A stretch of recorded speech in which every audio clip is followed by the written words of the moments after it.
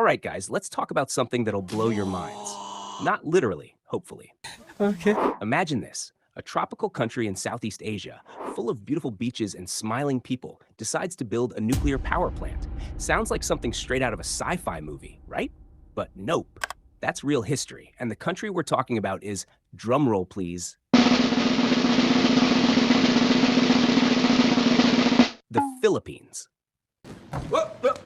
Here I come. Oh, here I come. Yes, we, the land of jeepneys and Jollibee, built the first nuclear power plant in Southeast Asia. What? I know, it's surprising, because most of the time we're associated with basketball courts in every corner, not radioactive fuel rods. Let's rewind a bit, back to the 1970s. The world was going nuclear, literally. Countries were starting to realize that oil and coal were so last century. Enter Ferdinand Marcos, a guy who loved big projects like it was an extreme sport. Now, whether you love or hate the guy, we gotta admit he was ambitious. While the rest of the Southeast Asian region was just vibing, Marcos was like, what if we went full-on Tony Stark and built a nuclear power plant? So they did. Marcos teamed up with Westinghouse Electric, an American company, to build the Bataan Nuclear Power Plant. It's kind of like how Bruce Wayne had Lucius Fox, but instead of a batsuit, we got nuclear energy. Close enough? Sure, other countries in the region were like, whoa, what are you guys doing? But the Philippines was ahead of its time, man.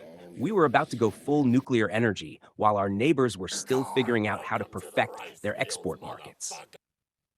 The plant itself was a massive deal. It was designed to produce 620 megawatts of power.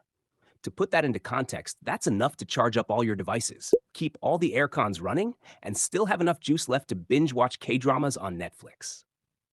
And let's be real here, as someone who can barely make it through a blackout without scrolling through TikTok for 5 hours, that power would have been pretty sweet. Construction of the Bataan Nuclear Power Plant started in 1976. Now, this was during the martial law era, so there wasn't exactly a democratic vote on whether or not people wanted this thing built. It was more of a, we're doing this, deal with it. But Marcos was onto something. The plant was supposed to be the solution to the country's energy problems. With oil prices skyrocketing after the 1973 oil crisis, nuclear energy seemed like the way to go. I mean, oil is so old school, right? Why depend on it when you could harness the power of the atom? Of course, the plant wasn't exactly cheap. It cost $2.2 billion. And in case you're wondering, no, though, that's not in 2024 money. That's 1970s money. I'll let you do the math, but let's just say it was like buying 1 million PS5s. Not that we need that many. However, because it's the Philippines, the project wasn't without its controversies. Allegations of corruption were swirling around faster than a TikTok dance trend. People claimed the plant was overpriced, and some may have pocketed a little extra. Classic. Still, the plant was completed in 1984. Yep, during the time when Madonna was singing Like a Virgin, we were about to turn on a nuclear reactor. Talk about contrasts. But here's where the story takes a weird turn. The Bataan Nuclear Power Plant never actually operated. Yep, we built the most advanced energy infrastructure in the region. But yeah, and it just sat there, like a fancy, overpriced decoration. What happened? Well, two major things. First, the Chernobyl disaster in 1986 scared everyone off nuclear power like it was the worst horror movie of the decade. You think people freak out over bad Wi-Fi? Try telling them a nuclear reactor might explode. Second, the people power revolution happened. Marcos was ousted, and the new government wasn't exactly in love with anything he had built, especially something as controversial as a nuclear power plant. So the plant was mothballed, and there it stayed, collecting dust for decades, like your old Game Boy that you swore you'd get back to one day, but never did. It became the ultimate what could have been. Just imagine, if the plant had gone online, we might have had the clean, renewable energy needed to power all the karaoke sessions in the country. A tragedy, really. But it wasn't just a case of Marcos bad, so nuke plant bad. There were legitimate safety concerns. After all, the plant was built near a fault line and a volcano. Yeah, not the best combination, right? It's like building a sandcastle next to a tsunami. Still, the fact remains, the Philippines was this close to being a nuclear energy powerhouse. While our neighbors were just starting to think about it, we had an actual plant ready to go. Kind of makes you wonder what would have happened if things had gone differently.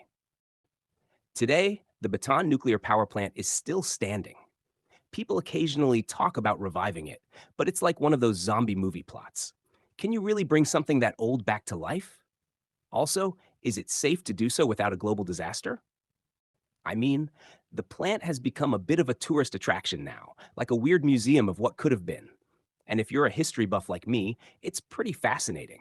But if you're thinking about reviving it, you might want to think twice. I wouldn't mind nuclear energy, though.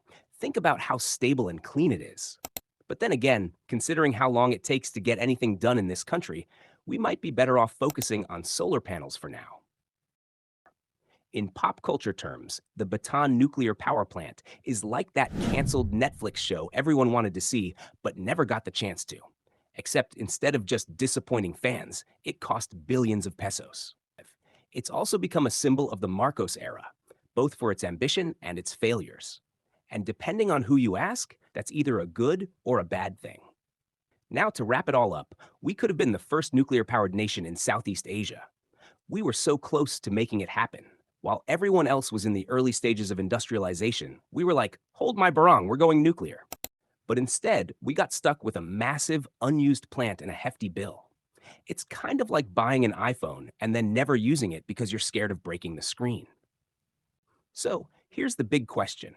Should we give nuclear energy another shot? Or is it better to let sleeping reactors lie? Let me know in the comments, and be sure to like, subscribe, and share this video if you think we should at least give it a shot. And while you're at it, maybe we can convince the government to finally let this thing power up. Because, let's face it, we could use the extra energy to charge all our devices for the next K-drama binge. Thanks for watching. Stay tuned for more history lessons with a dash of humor, and maybe a little more about how the Philippines once almost became the Tony Stark of Southeast Asia. See you next time.